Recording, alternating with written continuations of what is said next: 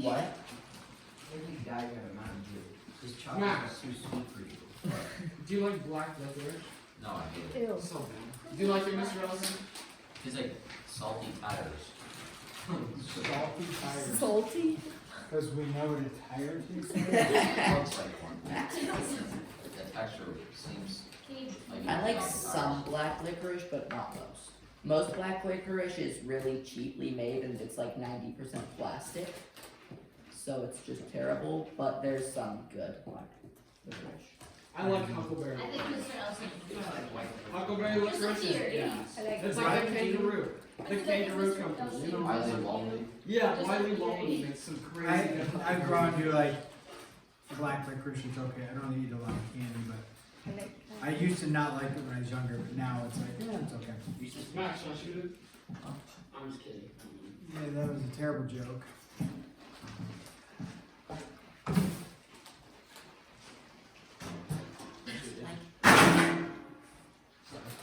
Mike, sorry. Why are all three of those chairs? Bodie. Come on, Mr. Ellison. Okay, here we go. So now, remember we were on number 10, this is 10.3 continued. We were on number 10. Do you recall this one? Yes, and it said a squared plus 6a minus 55 is equal to 0, right? And I said, hey, you can factor it, so we had it factored on the board, right? It was a minus 5, a plus 11, and then you knew your answers were 5 and negative 11. That was with factoring, right? So what we're going to work on, though, is solving by completing the square. And if it says on the test, solve by completing the square, this doesn't work. You would have to solve by completing the square. Now you could check it using this, but if it says by completing the square, then you have to complete the square, right? Yeah. Would we still get points for getting the answer right? Actually. Yeah, actually, because the purpose of the question would be solved by completing the square. When it says solve by player's choice, that would be you guys. You guys can choose, then you can choose which method for that. Okay, in this case, so that was the factoring method. Let's solve by completing the square. Let's go like this. Okay, step 1 in completing the square is, well, there's actually like 2 different routes you can go, but step 1 would be make sure the coefficient in front of your squared term is 1. So I'm gonna rewrite this problem. We have a squared plus 6a minus 55 is equal to 0. So step 1 is make sure the coefficient is 1. If it isn't 1, like if this was a 2, let's say, then you would need to divide everything by that coefficient to get it to be a coefficient of 1. But in this case, is it a coefficient of 1? Yes, so we don't need to worry about step 1. Step 2 is get the constant on the other side. Usually we say to the right side because we're going to have our variables on the left. Our constant is the one without a variable. Okay, so get the constant to the other side. In that case, we're going to have a squared plus 6a. I'm going to leave a blank space because we're going to do something there. And then we're going to bring the 55 over. So a blank space is left there. So step 1, coefficient of 1, check. Step 2, move the constant to the right. All right, step 3, add something to both sides. Now, what are we going to add to both sides? This is what we were doing yesterday, that we were stating, hey, how do I make something a perfect square? Do you remember those problems? They weren't equations, it was a statement like this, a squared plus 6a. What would I add to that to make that a perfect square?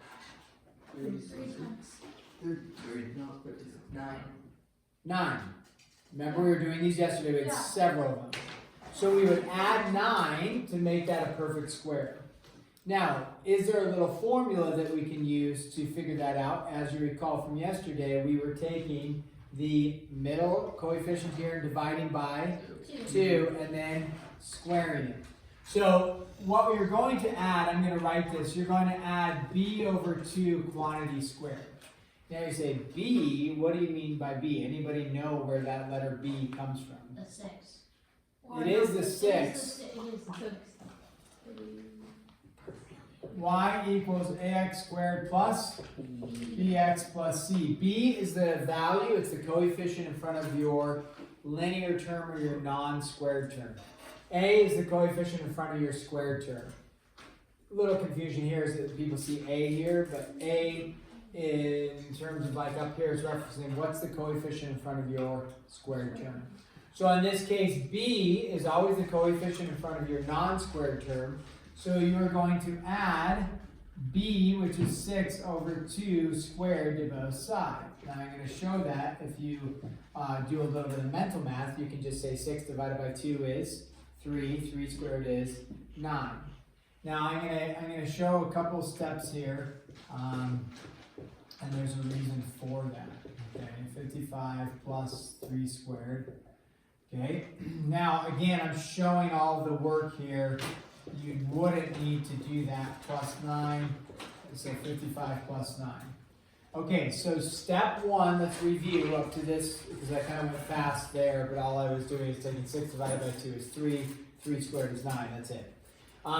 Step 1, make sure the coefficient is 1 in front of the squared term. Done. Step 2, move your constant by itself to the other side. Done.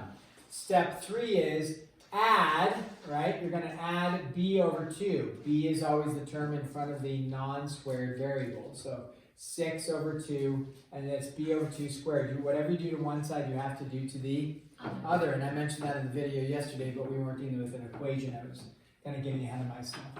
So then, I'm just simplifying to here. You could have said, oh yeah, 6 divided by 2 is 9. I also mentally know I just need to put a 9 here, as it needs to be a perfect square here and a perfect square here. Once you have done this, or this, you are going to factor the polynomial. What does the factoring of the polynomial turn into? We did several of these yesterday, but without an equation. What does that? A plus 3 quantity squared, and in this case is equal to 64. So if you will, step 4 is factor the polynomial. Now with that, you're not setting it equal to 0 in factoring, because the whole goal was to create a perfect square. Did I create a perfect square right here? The answer is yes. Once you have a perfect square, you can take the square root of both sides, right? And once I take the square root of both sides, you get plus or minus 8. Now you say, whoa, where did that 8 come from? What did I take on both sides? I took the square root. Where did the square go? I took the square root. I just didn't show the step, but we've done that several times, right? So you take the square root of both sides. Now I subtract 3 from both sides. And so you have a is equal to negative 3 plus or minus 8, or you could go plus or minus 8 minus 3. Should I simplify if I can? Yes. What is negative 3 plus 8? 5. And then what is negative 3 minus 8? Negative 11. Now, I will briefly pause because we got our answer. I'm going to briefly refer back to, wow, factoring was easy, wasn't it? So if it's factorable, that's the best route to go so far. This one was factorable, but I'm using it as an example to complete the square so that we can reference, oh, the answers are the same. If this was solved by whatever choice you want, would it make sense to complete the square to get to here when it was very easily factorable? No, factoring would be optimum here. Okay? But we'll do one where you can't factor, and then we can complete the square and still get an answer. Okay, so step 1, coefficient of 1, check. Step 2, move the constant by itself. Step 3, add b over 2 quantity squared to both sides. Step 3 is, or I guess step 4 is factor, and then step 5 would be solve, which we just solved right to there. Now, what I want you to notice here is Okay, what is being, when we look at this term, what's being squared there? What, the letter A. What is being squared here? Now, it is 6 divided by 2, but what's 6 divided by 2? B. 3, right? So, A is getting squared here. What's getting squared here? 3. Notice, what are the two terms that go right here? A and 3. That will, if you've done it correctly, that will be the case every single time. Okay? Because you get to some more complex ones, and it's not like, oh yeah, 9. It's a fractional one, like 25 over 4, remember from yesterday?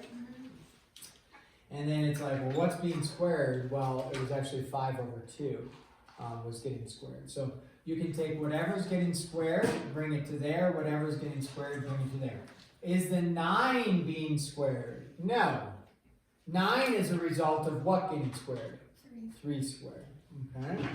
So that is a completed square. Now let's do one where it requires us to actually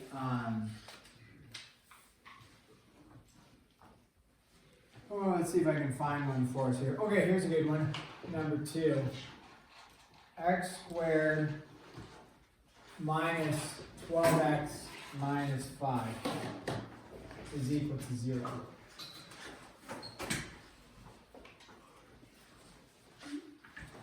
Okay. We're going to solve by completing the square. And actually, let's talk about factoring for a second. Could I factor this one? What times what gives me a negative 5 added together gives me a negative 12? Nothing in terms of integral values. There's still an answer here. It's just going to include radicals, like the square root of something. So could you solve this one with factoring? No. Okay, so is this a perfect square trinomial? Like, oh yes, perfect. Just like we had x plus, or this one turned into this. Does this turn into anything yet? No. So step 1, is our coefficient 1 in front of the squared term? Look at the squared term. What's the coefficient on it? What's the coefficient here? 1. Nope. You gotta know what a coefficient is. What's coefficient? The Number in front of the variable. So what's the coefficient here? 1. So is the coefficient 1? Yes. So is step 1 satisfied? Yes. What's step 2? Move the constant. Move the constant. Okay, so go ahead and move the constant. Alright. And then should we leave space? Yes. Yes. Move the constant, leave space. Move the constant, leave space. And we leave space. Why do we leave space? Add the 36. Because you're going to add something to both sides, right? Okay. Well, what do we add to both sides? This is what we were doing yesterday. We were just saying, hey, what makes a perfect square? What do I want to add to this to make that a perfect square? We did that yesterday, right? 36. We're giving it an actual structure is, instead of trying to have to guess and check a little bit, you're just, and I'm hearing add 36, which is correct. Where does the 36 come from? Well, in actual, like, we are adding b, which is important, negative 12 over 2 quantity squared to both sides. Now, the negative is important because, but I'm going to show all the steps here. Just indulge me for a second. Okay, and then x squared minus 12x plus several people said, hey, just add 36 to both sides. Absolutely agree. We're going to add 36 to both sides. Because negative 12 divided by 2 is negative 6. Negative 6 squared is a positive 36, right? So if you went from here, brought the 5 over, and then just knew that you had 36, that's great. You don't have to actually show like this step. You know, this could be eliminated. You could just add 36 to both sides. When I go to factor this though, what does this factor have to be? This should be a perfect square. X Minus 6. X minus 6 times x minus 6, which we just write as x minus 6 squared, is equal to 41. Now, I want you to pause and I want you to think through, kind of like I showed over here with these arrows, right? What is being squared right here?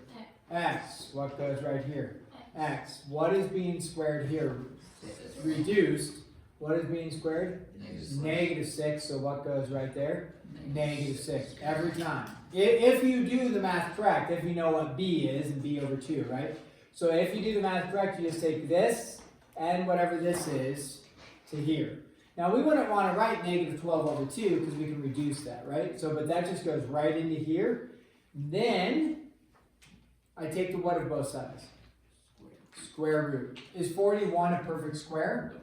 No, but that's fine, right? We just say square root of 41. Does it have a perfect square in there? No. I'm grading your chapter 10 tests, and they are brutal for some of you.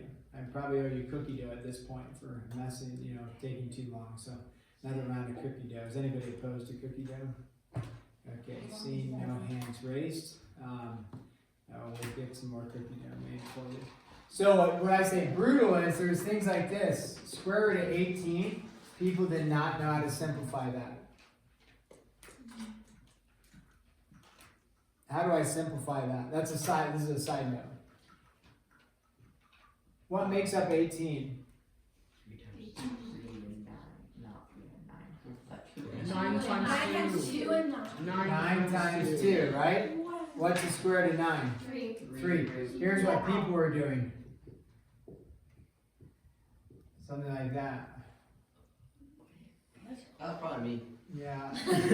Or they had other things like they had a 6 out here and a 2 in there. They had a 2 and a 6 or a 2 and a 3. Everything but the correct answer. Okay, when you do this is correct so far. The square root of 9 times the square root of 2. What's the square root of 9? 3. And then root 2. That's your answer. That's correct. Not any of this other stuff. So it was a journey. All right. Any perfect squares that go into 41 to reduce it? Nope. Bring the 6 over. Where do we put the 6? In front or behind? Front of the plus minus. Yep, it just makes it for the easiest notation. If you put it on the back end, I won't mark you wrong unless it looks like the square root is over that value. Right? Okay, so. Okay, let's go to another one. Another one! Let's go like this. 20x equals 2x squared plus 14. 10, 2, 3, that's a good point. I was like proud of myself for remembering I was on number 10 yesterday. Alright. And then I completely blanked the rest of it. Okay, here we go. Is this in a format that we are interested in? No. Okay. What could be the first step for us? What is it? Divide. Oh, okay, so divide by 2 I heard. Divide it by x squared. Could you do that? Can't divide by the variable. Never divide by the variable. Divide by 2. But, can I divide by 2? Yeah. Sure, because what's the coefficient in front of the squared term? 2. 2. So what should I divide everything by? 2. 2. Divide everything by 2. So we say left side, right side, everything gets divided by 2 equally. As a mathematical rule, you have to divide everything by 2. Now, this was convenient for us that what? 20 divided by 2 is 10. So we get 10x. What's 2x squared divided by 2? X squared X plus. squared plus 7. 7. Right? No way. Can you do that again? No. Please? Come on, it'll make my week. Go ask Caleb. Sure. Do it. May even make my year. Do it. Do it. Just do it. Might be worth a peace tea for you. Do it. Wasn't worth it. See? Pretty Do it good though. again. It's better when you looked at math. Okay, so here we go. Step 1 is done, right? A is now 1. What's step 2? Step 2 is constant. Well, we can move the x squared over. Okay, I can move the x squared over. when I do that, what is that gonna look like? It's become negative. Some numbers. Okay, so negative x squared plus 10x is equal to 7. Do we like a negative x squared for these? No, in general we don't like a negative quadratic. We can work with it, but in general we don't. So how do I then make the x squared positive? Divide everything. Okay, Right, that negative. so Yeah. divide everything by negative 1. Yeah. Okay, now Bodhi raises the point. So you divide everything by negative 1. I'm going to leave space here because I know what we're going to do. We have to add something to both sides, right? Bodhi raised a good point here. He said, hey, up here, guys, I could have just subtracted 7 over and then subtracted 10 over. So I would have had negative 7 is equal to a x squared minus 10x. I could have done that, right? Or if that's a little confusing because then our x squared is on the right hand side, you could have up here just rearranged this, switch the equation around like that. Oops, that's a 10x. Just flopped it, right? Flipped it. Little swapsies. And then subtracted the 7 over, subtract the 10x over. I'm writing, you're writing. You have one job in here. It's not shooting rubber bands at people or pretending to shoot rubber bands at people. So no, stop nodding. Pick up your pencil and start I writing. already wrote it all down. Did you write this down? No. Yes. So I already had that. this, I already had x to the second minus 10x plus 7. Yeah, this. no, the swapsies possibility. No, I didn't. Get your pencil up. We're continuing to write. You don't have time to be shooting rubber bands. If you do, I'll send you down. And Mr. Hartman, he might enjoy having you shoot rubber bands at him. I'm sure he would enjoy that. And you could discuss that with him. Be like, hey, Ben. Hey. You think that'd go over well? I kind of want to see it happen. No, thank you. Okay. So, there we go. Now, constant by itself, coefficient of 1. We're doing weird sign language with each other. What in the world are you doing? Stop It's that. fun. Okay. Stop the sign language.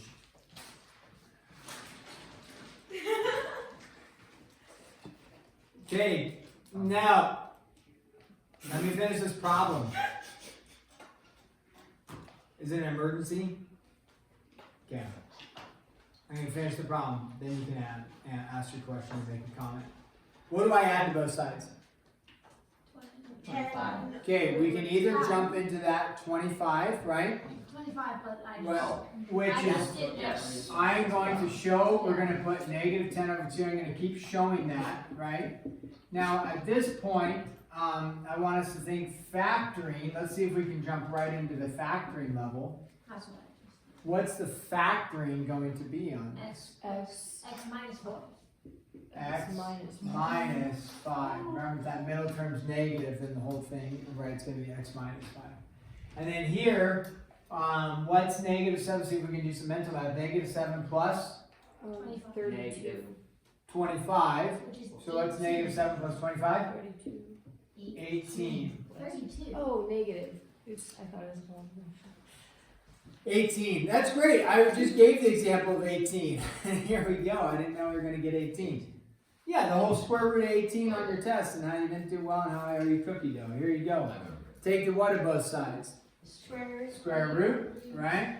And so we get plus or minus the square root of 18. 3 square root 2. Yeah, which is 3 square root of 2. We add the 5 over plus or minus 3 root 2 because it's 9 times 2 squared root of 9 is 3. Can you do anything with that unless you had a calculator? If you had a calculator, fine. We don't have a calculator, or you may, but we're not using it. So there you go. Okay, Drew, you had a question for us. It's kind of not really relevant anymore, actually. Six. I was gonna say, if you want us to like be quiet and silent, we can say. That's how you. I that's how say you you be won't quiet. die. That does not. What? You're all dead. What do you learn in Stop. science class? All dead. Oh my gosh. Okay, how about this? This is shut up. This is shut up. How about just We're looking. What is this in sign language? Not Just one. quiet, nothing? No, it's not. That's Well, just you a, do- That's just a universal. that's a You- universal sign. Mr. Olson, That's just common. you could say, you stupid. That's not That's stupid. That's Is it? No. That's not no either. That You that's did nothing. this. to do This with is, that. no, that's Oh, we did dumb. that? This This is is dumb. No, this Yeah, is it dumb. No, I am inside You are of dumb. class. Just like you. Yeah, same here. I'm literally, I know it. I know. It's, But you're doing it wrong. I'm doing it. Okay. You're, what if you're doing it? I'm in But I'm that not. class. I'm doing it right. Drew, see what happened now? All I was trying to do is tell you to be quiet. And look what we've generated. Look at the monster we've created, Drew. I was Everyone so. stop my head. It's like this. I know. He was doing this. He was doing I'm this. just I'm trying to doing do this. this. I did this. Okay, I'm writing, you're writing, which means you should be doing less, almost, you should be doing no sign language. Just be writing. Okay, it's a journey here, guys. Guys, you have a month left, kick it in, right? You can feel the drift. I know. Yeah, but listen, a good employee does not feel the drift. They just continue to work. Be a good employee, if you will. It's not a perfect analogy, but this is your job. Again, I don't want to get in an argument about that. Your goal is to learn. There you go. Let's learn. So this one, 2 routes to go. One is you could divide everything by 3, kind of like we did over here with the 2. I would probably put it in the y squared y format, then divide is what I would like to do. But you don't have to. But I'm going to go like this. I'm going to add the 8y over, and then that's equal to a negative 5. Okay. Is the coefficient 1? No. So divide everything by 3. Is this going to be nice and neat? Nope. Nope. Why is it going to be a little messy? Because it's not evenly go in. It does not evenly go in. Right. So we don't turn it into a decimal. We're going to leave it as 8/3. Now, this is where, what do we add to both sides? Not as, oh yeah, 25 or 36. It's divide it by 2 and square it. So what am I dividing? We did one of these yesterday. I'm taking the format that you might see it in the book, right? 8/3 divided by 2 squared plus 8/3 divided by 2 squared. Keep it, switch it, flip it, multiply, cross cancel, and multiply. And then reduce. And then, well, if you cross cancel, that's Oh, a yeah. reduction. Okay. So, however you want to remember it, however you want to do it, that formatting, 8/3 divided by 2, typically, let's throw it over here, people work with it a little better if we go 8/3 divided by 2, right? Because then you're already in the format where you can keep it, then you can switch it, then you can flip it, then you can cross cancel, and then you can cry. And you get 4/3. Now, that's what that whole thing came out to be is 4/3. Remember, you are still plus 4/3 squared. Negative 5/3 plus 4/3 squared. Okay. Pro tip, cheater method is what I call it. If you turn this into y squared plus 8/3 y plus 16/9, which is fine, because that is what it is, okay, we would then be trying to figure out what times what gives you 16/9, added together gives you 8/3, trying to factor like this. What? Remember the pro tip was, see over here, let me transfer back over here, it's pretty easy. You say, okay, 6 times 6 gives us 36, added together gives you negative 12, so it's a negative 6, done. What's the pro tip, Abby? Well, I was gonna say, can you turn 8/3 into something over 9? You could, but all we're doing to factor this is take whatever's being squared, which are these two things, and just transferring them right to here. Oh, Y plus 4/3. There you go. Done. If you've completed the square correctly. Now over here, you need to do a common denominator. Like Abby was asking, turning the thirds into nines. Yeah. So you have negative 5/3 plus 16 ninths. What's your common denominator going to be? 9. And then that's going to be 15. Negative plus 16 is 1.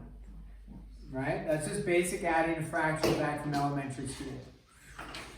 So now, we like 1/9 when we're dealing with square roots because the square root of 1 is 1, the square root of 9 is 3. So now we take the square root of both sides.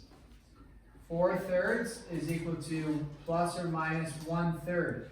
Where did I get the 1/3 from? Where did that miraculously appear from? 1/9 squared. Oh, Or cubed. Square root of 1/9. 1/9. The square root of 1 is 1. The square root of 9 is 3. So then I subtract the 4/3 over.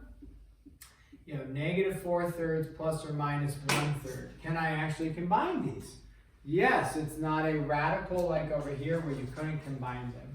Wow. So nice thing is common denominator. Yes. Okay. So what's a negative 4? Let's do plus 1. 5. A negative 4 plus 1 would be a negative 3 over 3, which I heard was a 1. negative 1.